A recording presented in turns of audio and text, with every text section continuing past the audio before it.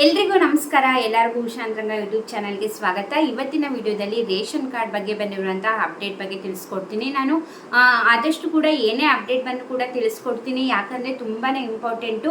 ಇದು ಸರ್ಕಾರದಿಂದ ಎಷ್ಟು ಸೌಲಭ್ಯಗಳನ್ನ ಕೊಡ್ತಿದ್ದಾರೆ, BPL ಕಾರ್ಡಿಗಾಗಿರ್ಬೋದು, ಅಂತ್ಯೋದಯ ಕಾರ್ಡ್ ಆಗಿರ್ಬೋದು. ಹಾಗಾಗಿ ಸರ್ಕಾರದಿಂದ ಏನೇ ಅಪ್ಡೇಟ್ ಮಾಡಿಸ್ಕೊಳ್ಳಿ ಅಂತ ಬಂದರೆ ದಯವಿಟ್ಟು ಪ್ರತಿಯೊಬ್ಬರು ಕೂಡ ಮಾಡಿಸ್ಕೊಳ್ಳಿ, ನೆಗ್ಲೆಕ್ಟ್ ಮಾಡಬೇಡಿ. ಅದು ಒಂದು ಸತಿ ಕ್ಯಾನ್ಸಲ್ ಆಯಿತು ಅಂದರೆ ನಿಮಗೆ ಪರ್ಮನೆಂಟಾಗಿ ಕ್ಯಾನ್ಸಲ್ ಆಗುತ್ತೆ, ಯಾವುದೇ ರೀತಿ ಮತ್ತೆ ಅಪ್ಲೈ ಮಾಡೋಕ್ಕಾಗೋದಿಲ್ಲ. ಸೊ ಹಾಗಾಗಿ ಇವಾಗ ಹೊಸದಾಗಿ ಕಾರ್ಡ್ ಅಪ್ಲೈ ಮಾಡಬೇಕು ಅಂತಿರೋರಾಗಲಿ, ಅಪ್ರೂವಲ್ಗೋಸ್ಕರನಾಗಲಿ ತುಂಬ ಜನ ಕಾಯ್ತಿರ್ತಾರೆ. ಅಂಥದ್ರಲ್ಲಿ ನಿಮ್ಮ ಹತ್ರ ರೇಷನ್ ಕಾರ್ಡ್ ಇದೆ ಅಂತಂದರೆ ನೀವು ಇನ್ನೂ ಕೂಡ ಅಲರ್ಟಲ್ಲಿ ಇರಬೇಕು. ಏನೇ ಅಪ್ಡೇಟ್ ಬಂದರೂ ಕೂಡ ಮಾಡಿಸ್ಕೊಳ್ಳೋದು ಕಂಪಲ್ಸರಿ ಆಗಿರುತ್ತೆ. ಸೊ ಹಾಗಾಗಿ ಇವಾಗಲೂ ಕೂಡ ಅಪ್ಡೇಟ್ ಬಂದಿದೆ, ಅದ್ರ ಬಗ್ಗೆ ತಿಳಿಸ್ಕೊಡ್ತೀನಿ. ಹಾಗಾಗಿ ವಿಡಿಯೋನ ಸಂಪೂರ್ಣವಾಗಿ ಸ್ಕಿಪ್ ಮಾಡ್ದಲ್ಲೇ ನೋಡಿ. ಯಾರೆಲ್ಲ ಹೊಸಬ್ರು ಚಾನಲ್ ನೋಡ್ತಾ ಇದ್ದೀರಾ, ಉಷಾಂತರಂಗ ಯೂಟ್ಯೂಬ್ ಚಾನಲ್ನ ಸಬ್ಸ್ಕ್ರೈಬ್ ಮಾಡಿ, ಹಾಗೆ ಬೆಲ್ ಐಕನಲ್ಲಿ ಆಲ್ ಅಂತ ಸೆಲೆಕ್ಟ್ ಮಾಡ್ಕೊಂಡು ಮರಿಬೇಡಿ.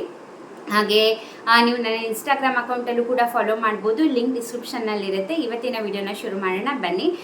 ಡಿಸೆಂಬರಿಂದನೂ ಕೂಡ ರೇಷನ್ ಕಾರ್ಡ್ ತಿದ್ದುಪಡಿಗಾಗಿರ್ಬೋದು, KYCಗಾಗಿರ್ಬೋದು, ಡಿಸೆಂಬರಿಂದ ಇವಾಗ ಮಾರ್ಚ್ 31 ಅವಕಾಶನ ಮಾಡಿಕೊಟ್ಟಿದ್ರು. ಅದು ಫ್ರೀ ಆಫ್ ಕಾಸ್ಟಲ್ಲಿ ರೇಷನ್ ಕಾರ್ಡ್ ತಿದ್ದುಪಡಿ ಅಂತೂ ನಿಮಗೆ APL BPL ಅಂತ್ಯೋದಯ ಕಾರ್ಡ್ ಏನೇ ತಿದ್ದುಪಡಿ ಇದ್ರೂ ಕೂಡ ಮಾಡಿಸ್ಕೊಳ್ಳೋಕ್ಕೆ ಅವಕಾಶನ ಮಾಡಿಕೊಟ್ಟಿದ್ರು CSC ಸೆಂಟರ್ಸ್ಗಳಲ್ಲಿ.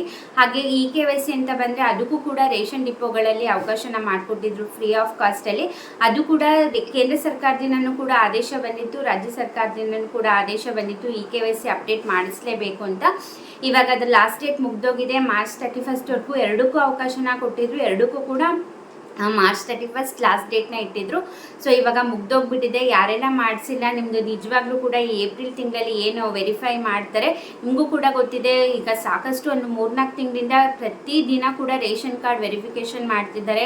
ಯಾರೆಲ್ಲ ಅರ್ಹರಿದ್ದೀರಾ ಅನರ್ಹರಿದ್ದೀರಾ ಅಂತ ನೋಡ್ತಿದ್ದಾರೆ. ನೀವು ಅರ್ಹರಿದ್ದರೂ ಕೂಡ ಇವಾಗ ಸಪೋಸ್ KYC ಮಾಡಿಸಿಲ್ಲ ಅಂದರೆ ಖಂಡಿತ ನಿಮ್ಮ ರೇಷನ್ ಕಾರ್ಡ್ ಕ್ಯಾನ್ಸಲ್ ಆಗುತ್ತೆ. ನಿಮಗೆ ಯಾವುದೇ ರೀತಿ ಮೆಸೇಜ್ ಬರೋದಿಲ್ಲ.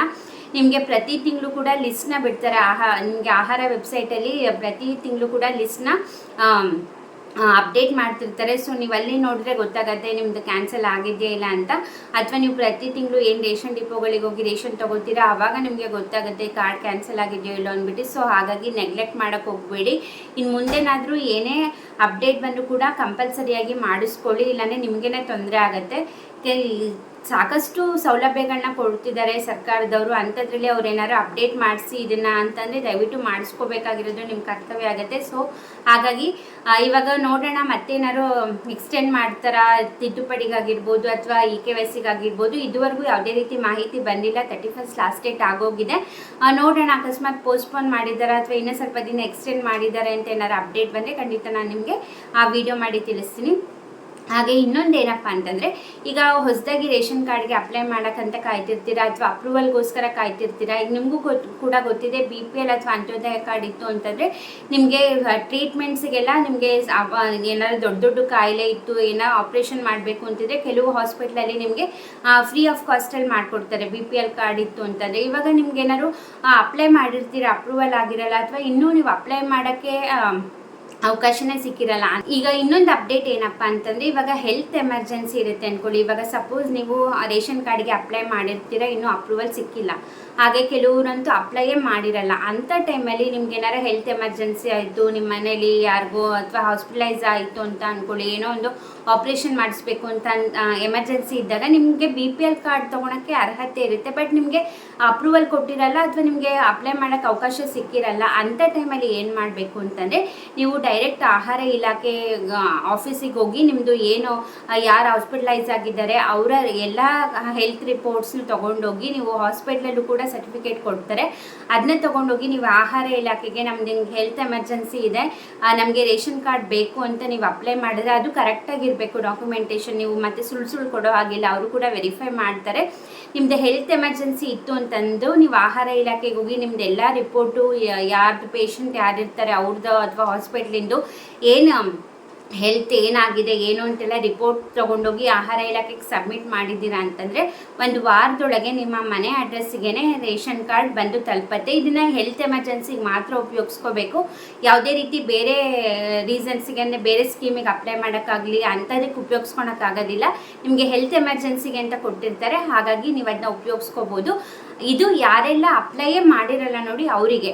ಅಕಸ್ಮಾತ್ ಕೆಲವೊಬ್ರು ಅಪ್ಲೈ ಮಾಡಿರ್ತಾರೆ, ಅಪ್ರೂವಲ್ ಸಿಕ್ಕಿರಲ್ಲ. ಅಂಥವ್ರು ಏನು ಮಾಡಬೇಕು ಅಂತಂದರೆ, ಕೆಲವು ಹಾಸ್ಪಿಟ್ಲಲ್ಲಿ ನೀವು ಅಕ್ನಾಲೇಜ್ಮೆಂಟ್ ನಂಬರ್ ಕೊಟ್ಟರು ಕೂಡ ಅಪ್ರೂವ್ ಮಾಡ್ಕೊಳ್ತಾರೆ, ಕೆಲವೊಂದು ಹಾಸ್ಪಿಟ್ಲಲ್ಲಿ ಮಾಡ್ಕೊಳಲ್ಲ. ಅಂಥ ಟೈಮಲ್ಲಿ ನೀವು ಕೂಡ ಆಹಾರ ಇಲಾಖೆಗೆ ಹೋಗಿ ಡಾಕ್ಯುಮೆಂಟ್ನ ಸಬ್ಮಿಟ್ ಮಾಡಿದ್ರೆ ನಿಮಗೆ ಒಂದು ವಾರದಲ್ಲಿ ರೇಷನ್ ಕಾರ್ಡ್, ಅದು ಹೆಲ್ತ್ ಎಮರ್ಜೆನ್ಸಿಗೆ ಅಂದ್ಬಿಟ್ಟು ನಿಮಗೆ ರೇಷನ್ ಕಾರ್ಡ್ನ ಮಾಡಿ ಕಳಿಸ್ತಾರೆ ನಿಮ್ಮ ಮನೆ ಅಡ್ರೆಸ್ಗೆ. ಅದನ್ನು ಹೆಲ್ತ್ ಎಮರ್ಜೆನ್ಸಿ ಅಂದರೆ ಹೆಲ್ತ್ ಪರ್ಪಸಿಗೆ ಮಾತ್ರ ಉಪಯೋಗಿಸ್ಕೋಬೇಕು. ನಾನು ಆಗಲೇ ಹೇಳ್ದಂಗೆ ಬೇರೆ ರೀಸನಿಗೆ ಅಂದರೆ ನೀವು ಪ್ರತಿ ತಿಂಗಳು ರೇಷನ್ ತೊಗೊಳ್ತೀರಲ್ಲ ಡಿಪೋಗೆ ಹೋಗಿ, ಅದಕ್ಕೆ ಯೂಸ್ ಮಾಡೋಂಗಿಲ್ಲ, ಬೇರೆ ಸ್ಕೀಮಿಗೆ ಅಪ್ಲೈ ಮಾಡೋಕ್ಕೆ ಯೂಸ್ ಮಾಡೋಂಗಿಲ್ಲ, ಯಾವುದಕ್ಕೂ ಯೂಸ್ ಮಾಡೋಂಗಿಲ್ಲ. ಓನ್ಲಿ ಫಾರ್ ಹಾಸ್ಪಿಟಲೈಸ್ ಪರ್ಪಸಿಗೆ ಮಾತ್ರ ಉಪಯೋಗಿಸ್ಕೋಬೇಕಾಗತ್ತೆ ಅಷ್ಟೇ. ಯಾಕಂದರೆ ಇದು ಹೆಲ್ತ್ ಎಮರ್ಜೆನ್ಸಿ ಇರೋದ್ರಿಂದ ನಿಮಗೆ ಕಾಯಿಸೋದಿಲ್ಲ ಯಾವುದೇ ರೀತಿ ಅಪ್ರೂವಲ್ಗಾಗಿರ್ಬೋದು.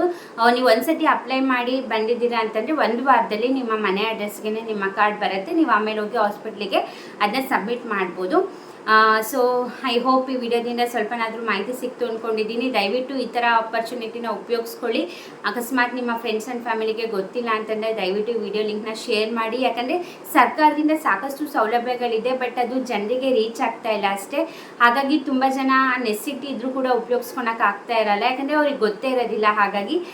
ಹಾಗಾಗಿ ನಾನು ನಿಮಗೆ ವಿಡಿಯೋ ಮಾಡಿ ತಿಳಿಸ್ತಾ ಇರ್ತೀನಿ ಅಷ್ಟೇ. ದಯವಿಟ್ಟು ವಿಡಿಯೋ ಲಿಂಕ್ನ ಶೇರ್ ಮಾಡಿ. ಹಾಗೆ ಈ ವಿಡಿಯೋ ಇಷ್ಟ ಆದರೆ ವಿಡಿಯೋಗೆ ಲೈಕ್ ಮಾಡಿ. ಹಾಗೆ ನೀವು ನನ್ನ ಇನ್ಸ್ಟಾಗ್ರಾಮ್ ಅಕೌಂಟಲ್ಲೂ ಕೂಡ ಫಾಲೋ ಮಾಡ್ಬೋದು, ಲಿಂಕ್ ಡಿಸ್ಕ್ರಿಪ್ಷನಲ್ಲಿರುತ್ತೆ.